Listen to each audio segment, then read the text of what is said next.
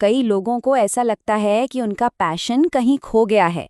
तो इस पूरी बातचीत में हम इसी मिथक को तोड़ेंगे कि पैशन को ढूंढा नहीं जाता बल्कि उसे खुद बनाया जाता है, और इसका एक प्रैक्टिकल तरीका भी देखेंगे। हम में से बहुत से लोग अपने काम में एक अजीब सा खालीपन महसूस करते हैं, एक ऐसी खामोशी जो अंदर ही अंदर खाई जाती है। जैसा कि महान कवि पाश ने कहा था, सबसे खतरनाक होता है हमारे सपनों का मर जाना। ये वही मुर्दा शांति है जिसके बारे में वो बात कर रहे थे। और देखिए, ये सिर्फ एक एहसास नहीं है, ये एक ग्लोबल सच्चाई है। गैलप ने 2024 में एक सर्वे किया जो काफी चौंकाने वाला था। 10 लाख से ज्यादा लोगों से बात करने के बाद ये पता चला कि दुनिया के 77% कर्मचारी अपने काम से कोई जुड़ाव ही महसूस नहीं करते। सोचिए जरा, अरबों लोग हर दिन बस घड़ी देकर अपना समय काट रहे हैं। और अगर हम खासकर साउथ एशिया की बात करें तो यहाँ पर तो स्थिति और भी ज्यादा गंभीर है। यहाँ 10 में से लगभग 8 लोग अपने काम से बिल्कुल भी जुड़ाव महसूस नहीं करते। इसका सीधा सा मतलब ये है कि हर सुबह लाखों लोग एक ऐसी जगह जाने के लिए उठते हैं जहाँ ना तो उनका दिल लगता है और ना ही उनकी आत्मा। तो सवाल ये है कि आखिर गड़बड़ कहाँ हो रही है? कमाल की बात तो ये है कि जो सलाह हमें सबसे ज्यादा दी जाती है कि बस अपने पैशन को फॉलो करो, वही अक्सर हमें सबसे ज्यादा भटका देती है।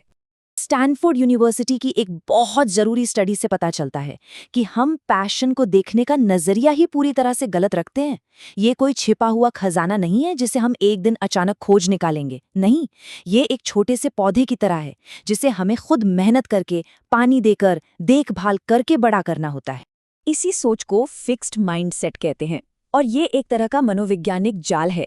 ये हमें यकीन दिला देता है कि अगर हमें अपना जन्मजात पैशन नहीं मिला तो शायद हमारे अंदर कोई पैशन है ही नहीं, और इसी वजह से हम बस इंतजार करते रहते हैं, जैसे कि एक दिन पैशन खुद ब खुद आसमान से टपक पड़ेगा। तो अगर पैशन इंतजार करने से नहीं मिलता तो फिर ये विकसित कैसे होता है? चलिए कुछ असली कहानियों के जरिए देखते हैं कि कोशिशों और गलतियों से भरी इस राह पे चलकर पैशन को कैसे बनाया जाता है। नेहा की कहानी को ही लेते हैं। 34 साल की उम्र में उसे लगने लगा था कि अब कुछ भी नया शुरू करने का वक्त निकल चुका है। जब उसका पहला बड़ा ऑर्डर खराब हो गया तो परिवार का दबाव और खुद पर शक इतना हावी हो गया कि वो लगभग टूट ही गई थी, हार मानने वाली थी। लेकिन उसने उस निराशा को खुद पर हावी नहीं होने दिया और उसने फिर से कोशिश की। बस यही वो एक मोड़ था जिसने सब कुछ बदल दिया। अपने इस सफर के दौरान नेहा ने कुछ ऐसा महसूस किया जिसे वैज्ञानिक फ्लो स्टेट कहते हैं। क्या कभी ऐसा हुआ है कि किसी काम में इतने खो गए कि पता ही नहीं चला कि कब घंटे बीत गए? बस यही फ्लो है, और ये इस बात का एक साफ साफ संकेत है कि कोई सही रास्ते पर है। लेकिन सिर्फ फ्लो महसूस करना ही काफी नहीं होता। उस पर टिके रहने के लिए ग्रिट की जरूरत होती है। ये जुनून और दृढ़ता का एक बहुत मजबूत कॉम्बिनेशन है। रिसर्च ये बताती है कि सफलता के लिए ये किसी के टैलेंट या आईक्यू से भी ज्यादा जरूरी है। ये मुश्किल वक्त में भी लगे रहने की हिम्मत है। लेकिन तब क्या हो जब किसी के पास सही माइंडसेट और ग्रिड दोनों हों पर फिर भी वो फंसा हुआ महसूस करे? अक्सर असली रुकावटें हमारे अंदर नहीं होती, बल्कि हमारे चारों ओर जो सिस्टम बना है उसमें होती हैं। हम सब एक ऐसे सिस्टम में रहते हैं जो हमें फंसाने के लिए ही बना है।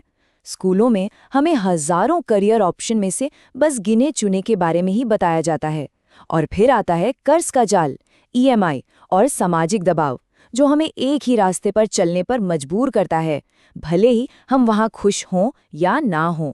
और ये बन जाता है एक सोने का पिंजरा।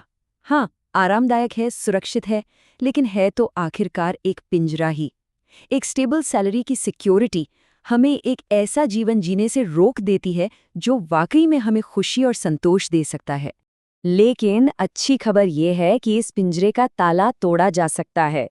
एक practical step by step formula है जिसका इस्तेमाल करके न सिर्फ इससे बाहर निकला जा सकता है, बल्कि मकसद के साथ एक नया करियर भी बनाया जा सकता है। इसे कहते हैं 3E फॉर्मूला: एक्सप्लोर, एंगेज और एक्सेल। ये एक साफ रोड मैप है जो उस अटकी हुई हालत से आगे बढ़ने में मदद करता है। अच्छा, एक्सप्लोर करना तो समझ आता है, लेकिन किसी चीज के साथ वाकई में एंगेज होने का मतलब क्या है? ये सिर्फ सोचने से कहीं ज्यादा है। इसका मतलब है कि प्रैक्टिकल काम करना होगा, छोटे छोटे असली प्रोजेक्ट्स पर काम करना होगा, जैसे अमित ने वीकेंड पर लकड़ी की नक्काशी के साथ किया।